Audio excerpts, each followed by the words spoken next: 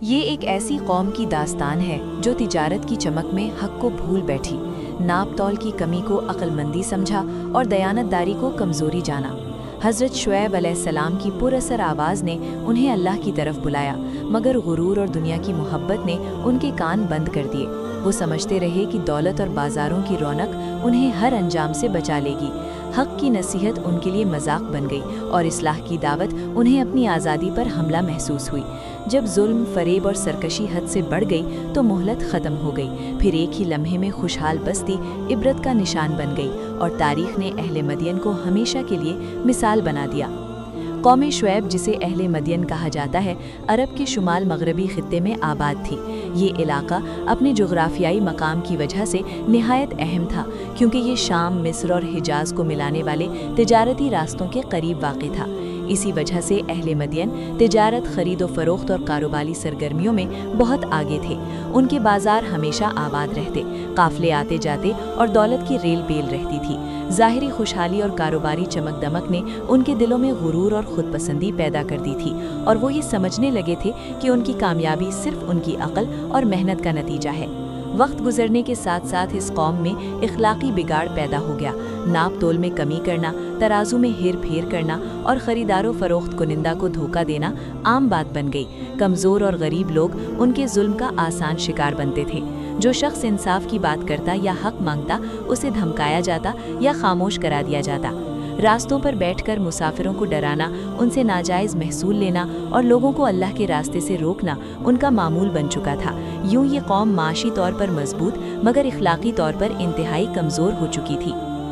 اہل مدین اللہ تعالیٰ کی وحدانیت کو بھول کر شرک میں مبتلا ہو گئے تھے۔ وہ اللہ کے سوا مختلف معبودوں کو مانتے تھے اور ان سے نفع و نقصان کی امید رکھتے تھے۔ ان کے نزدیک دین صرف چند رسومات کا نام رہ گیا تھا، جبکہ عملی زندگی میں وہ حلال و حرام کی کوئی پرواہ نہیں کرتے تھے۔ دنیا کی محبت نے ان کے دلوں کو اس طرح جکڑ لیا تھا کہ انہیں آخرت کی فکر ہی نہ رہی۔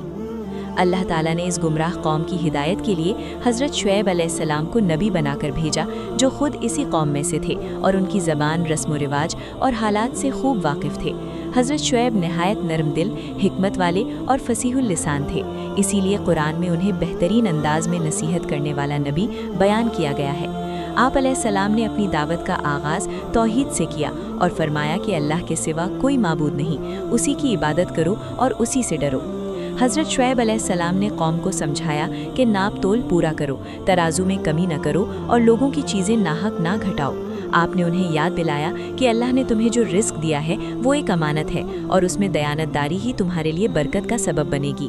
آپ نے فرمایا کہ ناجائز طریقوں سے حاصل کی گئی دولت وقتی فائدہ تو دے سکتی ہے، مگر آخرکار تباہی اور خسارے کا باعث بنتی ہے۔ آپ کی نصیحتیں خیر خواہی پر مبنی تھیں، مگر قوم کے سرداروں اور مالدار طبقے کو یہ باتیں سخت ناگوار گزرتی تھیں۔ وہ حضرت شعیب کا مذاق اڑاتے اور طنزیہ انداز میں کہتے کہ کیا تمہاری نماز تمہیں یہ حکم دیتی ہے کہ ہم اپنے آباء و اجداد کے طریقے چھوڑ دیں اور اپنی کمائی کے طریقے بدل ڈالیں؟ ان کے نزدیک دیانتداری اور انصاف کمزوری کی علامت تھے، جبکہ دھوکہ اور چالاکی کو وہ عقل مندی سمجھتے تھے۔ قوم کے بااثر لوگوں نے حضرت شعیب علیہ السلام کو دھمکیاں دینا شروع کر دی۔ انہوں نے کہا کہ اگر تم نے اپنی دعوت نہ چھوڑی تو ہم تمہیں اور تمہارے ساتھیوں کو اپنی بستی سے نکال دیں گے یا زبردستی ہمارے دین میں واپس لے آئیں گے۔ اس سخت مخالفت کے باوجود حضرت شعیب ثابت قدم رہے اور انہوں نے صاف الفاظ میں کہا کہ وہ کبھی حق بات سے پیچھے نہیں ہٹیں گے، چاہے انہیں کتنی ہی مشکلات کیوں نہ جھیلنی پڑیں۔ حضرت شعیب علیہ السلام نے اپنی قوم کو اللہ کے عذاب سے ڈرایا اور انہیں یاد دلایا کہ تم سے پہلے بھی کئی قومیں ایسی حرکتوں کی وجہ سے ہلاک ہو چکی ہیں۔ آپ نے انہیں توبہ اور اصلاح کا آخری موقع دیا اور فرمایا کہ اللہ توبہ قبول کرنے والا اور مہربان ہے، مگر اس کی پکڑ بھی بہت سخت ہے۔ اس کے باوجود قوم کی اکثریت اپنی سرکشی اور انکار پر قائم رہی۔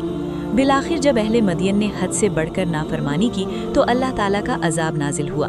پہلے ان پر شدید گرمی مسلط ہوئی، جس سے وہ بے حال ہو گئے اور سایہ ڈھونڈنے لگے۔ پھر آسمان پر ایک سیاہ بادل نمودار ہوا، جسے دیکھ کر وہ خوش ہوئے اور سمجھے کہ اب بارش آئے گی اور راحت ملے گی، مگر یہ بادل رحمت نہیں بلکہ عذاب تھا۔ جیسے ہی وہ اس کے نیچے جمع ہوئے، اچانک زوردار چیخ اور شدید زلزلے نے انہیں آ لیا۔ ایک ہی لمحے میں وہ لوگ جو اپنے محلات، بازاروں اور دولت پر فخر کرتے تھے، اپنے گھروں میں اوندھے پڑے رہ گئے۔ پوری بستی ویران ہو گئی اور ایسی خاموشی چھا گئی جیسے وہاں کبھی کوئی آباد ہی نہ تھا۔ अल्लाह ताला ने हज़रत शुएब अलैहिस्सलाम और उनके साथ ईमान लाने वालों को अपनी रहमत से बचा लिया और वो इस हौलनाक अंजाम से महफूज रहे। कौम शुएब की ये दास्तान इंसानियत के लिए एक अजीम सबक है कि सिर्फ तिजारत, दौलत और ज़ाहिरी तरक्की निजात की ज़मानत नहीं बनती। जब किसी कौम में दयानतदारी ख़त्म हो जाए, जुल्म आम हो जाए और अल्लाह के अहकामात को नज़रअंदाज कर दिया जाए तो उसका अंजाम लाजिमन तबाही होता है। अहले मदियन की बर्बादी आज भी ये पैगाम देती है कि इंसाफ, सच्चाई और अल्लाह का खौफ ही किसी भी कौम की असल बुनियाद और कामयाबी का रास्ता है। कौम शुएब की दास्तान हमें ये सबक देती है कि ईमान के बगैर दौलत और तरक्की सिर्फ धोखा है। नाप तोल में कमी, तिजारत में फरेब और कमज़ोरों पर जुल्म वक्ती फ़ायदा तो दे सकता है, मगर अल्लाह के यहाँ इसकी कोई कदर नहीं। जब कोई कौम हक बात को मजाक बना ले और नसीहत को गुरूर के साथ ठुकरा दे तो फिर उसके लिए तबाही यकीनी हो जाती है।